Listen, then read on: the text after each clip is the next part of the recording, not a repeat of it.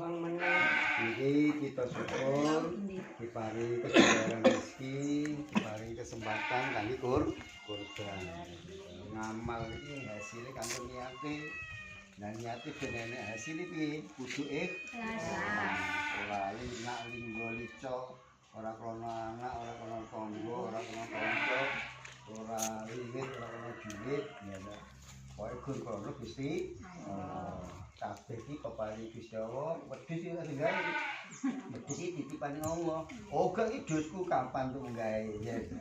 Titipi lah digunani kanggo apa? Kanggo perintah Gusti. Di antarane pun riyen enek kurban jenenge kurbane Habil.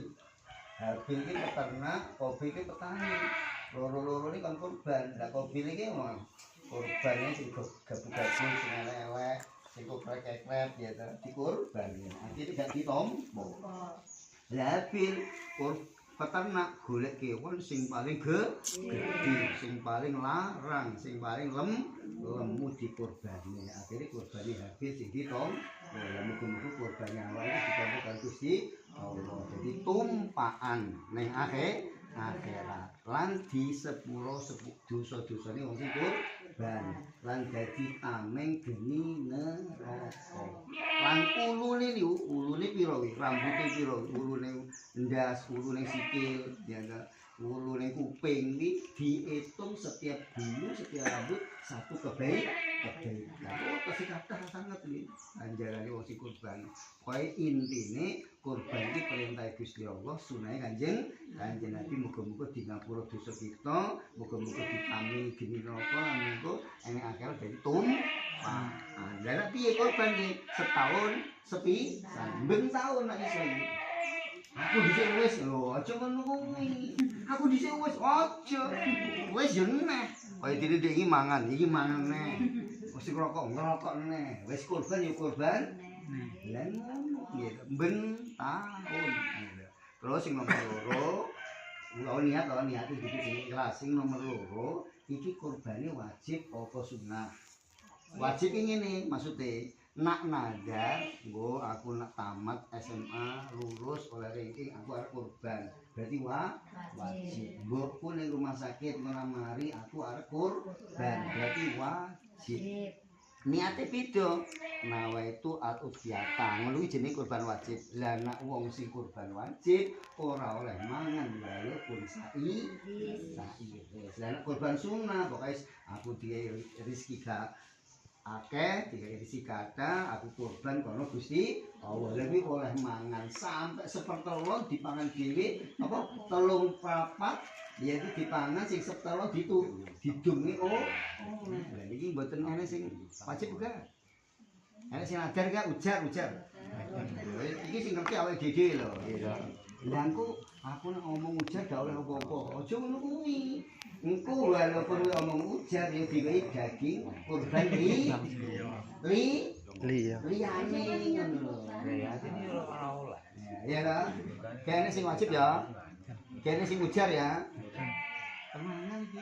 Kalau iki cemple masih kecil. Selain nanam iki sana gede. Enggak, iki jenenge gak wajib. Gak ujar. Niat iki. Tapi yang ngono kuwi. Api gak. Biasane tak temu jodohku, Jok. Ngono lho. Lah iki kurban wajib. Iki wajib. Terus 1, 2, 3, 4. Panitiane sapa iki? Ya awake iki ya. Lah sing apik niku sing nomor 3 sing apik iki kurban iki dibeleh-beleh dhewe, didum-dumne dhewe. Didumne kelawan entah winak kurban. Didumne lawan keadaan entah. Lah nek akikah didumne dalam keadaan mateng ngono. Lah iki ya dibeleh-beleh apa wakil? Wakil. Lah nek wakil pas nyembelih kudu eneng. Wong sing kurban iki kudu eneng delok ning kono mergo darah pertama netes iki Gusti Allah wis ngapura dosane. Ayo bismillahirrahmanirrahim. Asyhadu an la ilaha illallah. Asyhadu anna Muhammadar Rasulullah.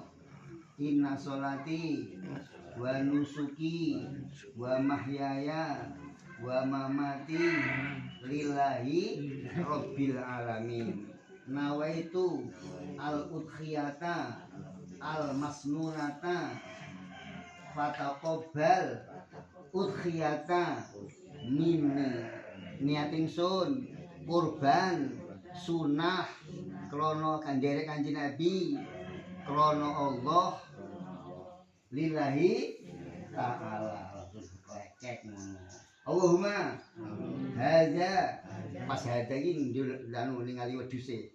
Allahumma hadza minka wa ilaika fataqabbal udhiyati. Ya Allah, niki mindo saking panjenengan kula kurban kangge panjenengan lillahi ta'ala. Niate ngoten niku. Nggih. Nah niki sarapan sik terus dimulai. Nggih. Sunah iki sarapan sik. Nah kaya Idul Adha iki bar salat lagi sarapan. Lu bar sarapan terus nyembelih kurban. Yang sing tentang malih. Mau cukup nggih? Assalamualaikum warahmatullahi wabarakatuh.